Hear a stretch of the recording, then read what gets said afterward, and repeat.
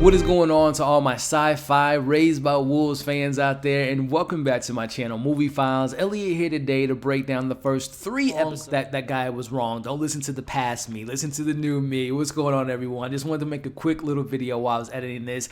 My past self was under the impression that HBO Max was going to be premiering the first 3 episodes of season 2 of Raised by Wolves, but no, it's just the first 2 episodes. So I'm going to go ahead and edit out all my thoughts about episode 3. There will be no spoilers whatsoever about episode 3. We're just talking spoilers for episode 1 and 2, and I'm going to make a similar video to this and putting that in front of my episode 3 review to kind of explain all that stuff. So this is the future me talking to the past self of me. We're only going to be discussing episodes 1 and 2 in this video, full spoilers, and then we'll talk episode 3 next week. So yeah, this is fun and awkward, I guess. So I guess this is my future self. Let me give you guys a little insight about the future. Let me think of something pretty cool. Oh, here's something. So there's an alien episode of the brand new season 2 of HBO Max's Raised by Wolves, which by the time this video is out, the first 3 episodes will be available to stream today. And right now, we're going to break down those first 3 episodes in this spoiler review. Before we break it all down, make sure you're checking me out on all my other social media accounts. If you all are new to the channel, we're on the quest to 20,000 subscribers. So if you want to be a part of this awesome community, make sure you're subscribed and you're hitting that notification bell. And as you all can see on the screen now, if you enjoyed this review, make sure to give the video a thumbs up, but also share this video, but more importantly, leave your thoughts in the comments. Once you've seen these first 3 episodes, let's talk pros, cons, favorite episodes, favorite new characters, what storyline so far has you most invested, what were some things that didn't work for you all, and of course share your thoughts, your theories, and your predictions of what you hope to see in this season 2 in the comment section. So before we break down these first 3 episodes, just briefly, as far as my thoughts of season 1, I reviewed every single episode of season 1 of Raised by Wolves. I'm gonna leave that playlist in the description below, but for the most part, I enjoyed the show. I wasn't in love with it like some people were, but I enjoyed it. For Mother was my favorite character. Her back and forth with Father was the most intriguing elements of the show. I enjoyed the progression of Campion and his kind of arch nemesis in a certain way in Paul, and of course the development of Marcus. But then there were some things, as far as for me, the first half was more stronger, more compelling, because the second half just got a little bit too convoluted. It didn't really answer a lot of questions. It posed a lot of questions, but neither here nor there. I'm excited for season 2 because what I loved about season 1, the visual flair, the conversations and themes about tackling religion and the androids raising children and having a serpent and what all that means is really what compels me as being a sci-fi fan. So here we are talking about season 2 in the first 3 episodes. Again, full spoilers, so let's break it down. Starting off with episode 1, which we open with Mother being awakened by the atheist collective, which number one, that was one of my things that I really want to explore in this new season. We got so much of the soul believers, but now we get to see the atheists and how they kind of run their operations, who's head in charge, which speaking of head in charge, they're led by this quantum computer, which was created by Campion, which was the same maker of Mother, which they're essentially siblings, which we'll talk about the sibling connection, the parallel story between Serpent and Campion. So I was really intrigued to, okay, what are we going to learn about this atheist collective and what they're really about? And that's kind of what we're getting in this first episode. But we catch up with Marcus and we see that I'm just going to go ahead and suspend my disbelief when he's on that acid lake and he's able to like sling over to that rock. The way they kind of handle that looked a little weird, but that's a small little nitpick. But as he comes across the lake, he stumbles upon this ancient church, and this is where he's going to make his congregation. We see Marcus without these first 3 episodes, especially in episode 1, he starts to build his congregation as he meets this new character by the name of Decima, who is a prisoner and a tech engineer, and she has her daughter with her by the name of Thrill, who is actually an android, so she's using the body of her daughter. We haven't learned what happened to her daughter, but we know that right now her daughter is no longer a person anymore. She has converted her into an android to preserve her, the mother and daughter connection. So it'll be really interesting to learn what happened to her daughter. We don't get that in the first 3 episodes, but I'm really intrigued to see what actually happened there. But speaking of Marcus, he's under the belief that, of course, we know from his incidents with last year with eating Mother's eyes, he's on this path. He thinks he's talking to Soul. He wants to convert all 300 of these atheists on this tropical island to his coven, to his church, and that's a task that he's kind of doing, and his first member is Decima. So within these first 3 episodes, it was very intriguing how Marcus was able to manipulate these people, these soul believers, and how many people he's able to get into his congregation so far, with Decima being the first one. So going back to my favorite characters here, Mother and Father, who are ultimately reunited with their family, and right now things seem to be going good in episode 1. Everyone seems to be happy. They're reunited. They seem to be safe. But as the episodes go on, that trust between mother and father, which, like I said, for season 1 for me was like one of the most compelling stories of the entire season, starts to unravel within these first 3 episodes. But we see mother having a conversation with Campion, and this is a storyline that they obviously have carried over from season 1 to this new season. She wants Campion, because that was the whole mission, right, was to raise these atheists and to, you know, have this leader, which she wants Campion to be that leader.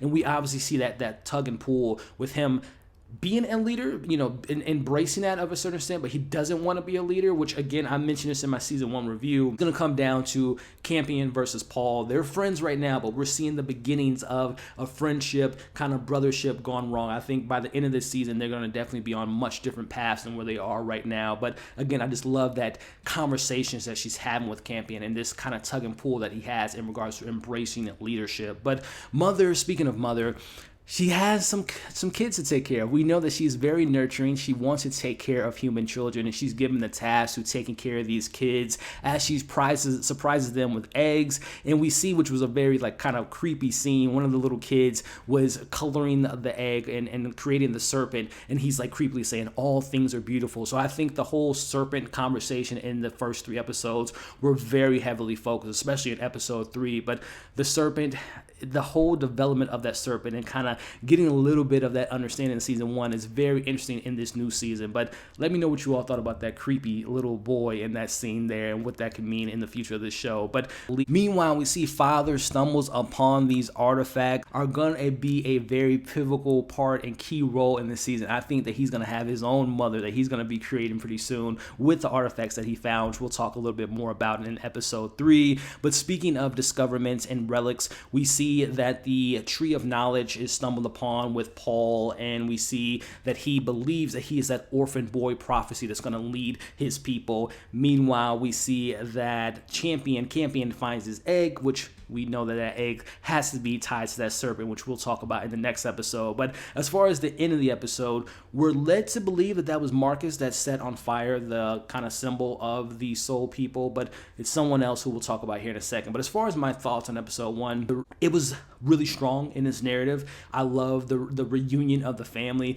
Again, mother and children, to me, being the caretaker of the children aren't the best things in my opinion, especially after she lost 5 of her kids in season 1. But I really thought this was a pretty strong season 1, or I should say season 2 premiere, and it really kind of opens the gate for meeting new characters, Marcus' mission, and again, what can we do with some computer being a sibling with mother and what that relationship is going to look like for the rest of the season. But let's move on to my thoughts on episode 2, which we see mother being tasked again to kind of do something against her own will, which she has to pose herself as this punisher. They have caught the person that left the mark on their front lawn, and she's given the task to punish him, which you can see that she definitely doesn't want to go back to that kind of mindset, being violent, especially after her kids kind of viewed her in that light. So she's given that task, and I think that this is one of many examples in this season where inevitably these commands, these orders that are given to her by the quantum computer, aka her brother, they're going to butt heads eventually. I think this is one of the examples of her kind of not feeling comfortable with taking some of these orders. But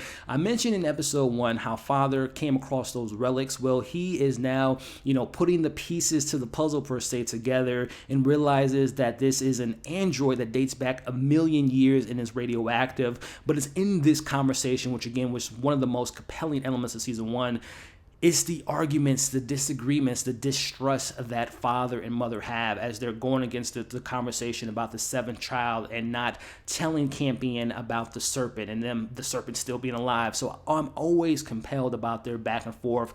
Will they tell the truth? Will they keep things away from their children? Those are some of the best elements of the show to me, and I just love when they have conversations. But speaking of Campion, and I mentioned it, this kind of distrust between these two characters, we see that he tells mother and father about the relic that Paul has found, and again, that the brotherhood they have is definitely going to be kind of broken by the end of this season. But he's given a task to putting back that egg that he found, which unfortunately he breaks the egg, which leads to the serpent, which we're thinking that this is the main serpent that came from season 1, but we'll talk about there's another serpent out there. This is just the baby, the mother's still out there. But he breaks the egg and he passes out. The serpent doesn't eat Campion, and we find that out in episode 3. But at this point, mother kind of yells at the serpent to kind of go away, and we see that again, this is technically you saw that Campion was communicating with the serpent. Well, you got to remember that that's technically his brother, which again is so interesting to see Mother having met her brother, essentially this quantum computer.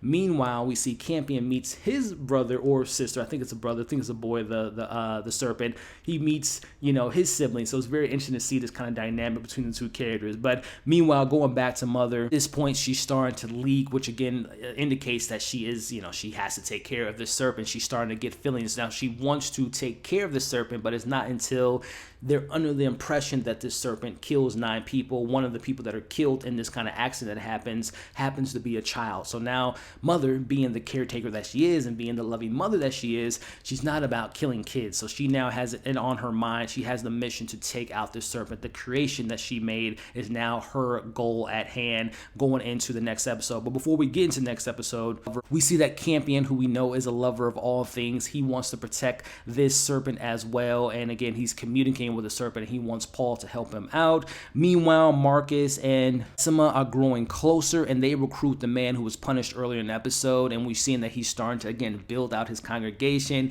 and he welcomes them into his home and they're now on the hunt for this serpent. We see Paul and Campion come across the wounded Thrill, as we can see that Thrill and Campion might have some type of friendship, bondship, or maybe even a relationship as the further seasons go on. But we know that Paul is not a fan of androids. He doesn't trust her. But again, it's seeing the early, again, pay attention to their moments that they feel like brothers, but then we see when they butt heads. Androids being another thing that they don't disagree on, or they agree on a certain extent. So I'm loving, again, the seeds being planted of this civil war between these two good friends. But we end the episode with Mother coming across the skin of the serpent, and she feels like the serpent deserves to die due to the fact that she's under the belief that the serpent killed a child. So that's, again, her path going into episode 3, which to me personally, see the Paul and Campion, which to me, kid actors are doing a great job. I'm really invested in their story, but I think that their civil war, their disagreements about android and religions and power will definitely come to a head.